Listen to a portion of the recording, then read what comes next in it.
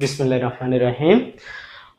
সঠিকভাবে আপনি কিভাবে এহরাম বাঁধতে পারেন উমরা বা হজ করার জন্য? অবশ্যই আপনাকে এহরাম বাঁধতে হবে। এহরাম বাঁধার সঠিক নিয়মটা আপনাকে আমি আজকে দেখাবো, যারা এহরাম বাঁধতে পারেন না। কারণ যেরকম আমরা উমরা বা হজ তো আমরা নিয়মিত করি না। যখন আমাদের আল্লাহ কবুল করে তখনই আমরা আসি মক্কাতে।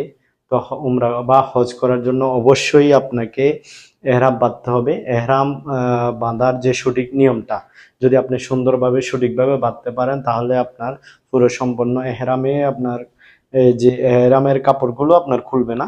আগে আপনাকে অবশ্যই এহরামের কাপড়টা সুন্দর করে ভাঁজ করে নিতে হবে। যেটা বড়, দুইটা কাপড় থাকে এহরামে। যে কাপড়টা বড় ওইটা হচ্ছে আপনার পরার জন্য নিচে, আর যেটা ছোট ওইটা হচ্ছে আপনার গায়ে জড়ানোর জন্য, গায়ে দেওয়ার জন্য। আপনাকে অবশ্যই প্রথমে এহরামের যে কাপড়টা এটাকে সমান করে এভাবে করে নিয়ে নিতে হবে, যে এটা এই মাথার দোনোটা সামনে, এই দোনোটা একবারে সমান হবে। সমান করে প্রথমত রাখতে হবে, এই বরাবর একটু বুক উপরে নেওয়ার পরে আপনি যখন এভাবে নিয়ে যাবেন,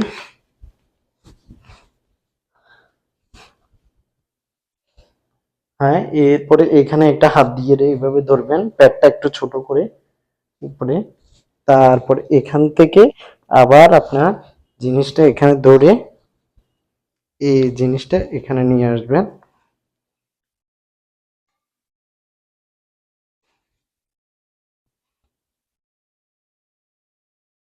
তারপরে আপনি ভিতরে ঢুকে দিবেন এভাবে।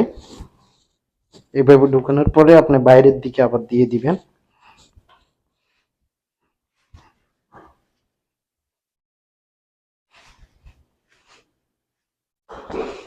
আপনার এখন এহরাম বাঁধা হয়ে গেছে, দেখেন।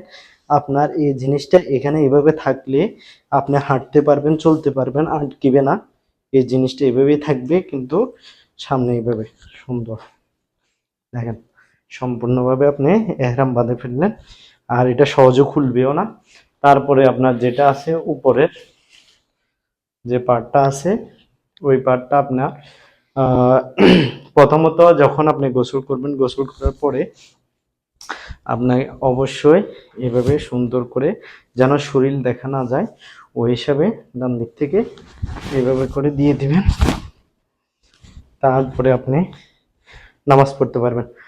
নামাজ পড়া শেষে যখন কাবাতে ঢুকবেন, কাবাতে নফল 2 রাকাত নফল নামাজ পড়ার পরে যখন কাবা শরীফ তাওয়াফ করবেন, অবশ্যই আপনাকে খেয়াল রাখতে হবে কাবা শরীফ তাওয়াফ করার সময় আপনার বাম হাতটা ঘোরা থাকবে এভাবে, আর ডাইন হাতের নিচ দিয়ে আপনার এহরামের কাপড়টা এভাবে আসবে।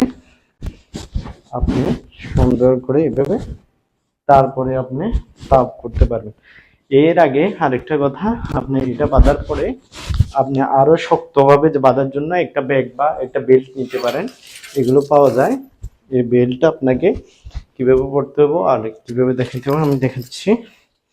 এইভাবে আপনি পড়বেন ব্যাগটা। এই একটা বেল্ট আছে, বেল্টটা আপনি এইভাবে রাখবেন এ বরাবর, যেখানে আপনার বারটা আছে ওই বরাবরে রাখে। এরপরে এখান দিয়ে ঢুকিয়ে সামনে নিয়ে আসবেন, এখানে আপনি রাখে দিবেন পিছনে। এখানে আপনি ইচ্ছা করলে আপনার প্রয়োজনীয় সরঞ্জাম আছে, যেরকম আপনি এখানে একটা বই রাখতে পারবেন বা ডাকা অন্যান্য কিছু এগুলো রাখতে পারবেন, যেগুলো আপনার নিত্য প্রয়োজনীয়, বা অন্যান্য কিছু রাখতে পারবেন। এভাবে আপনি এভাবে সুন্দর করে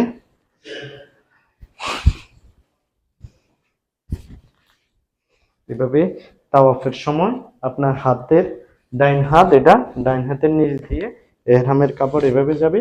তারপরে আপনি সুন্দরভাবে এইভাবে তাওয়াফ করতে পারবেন।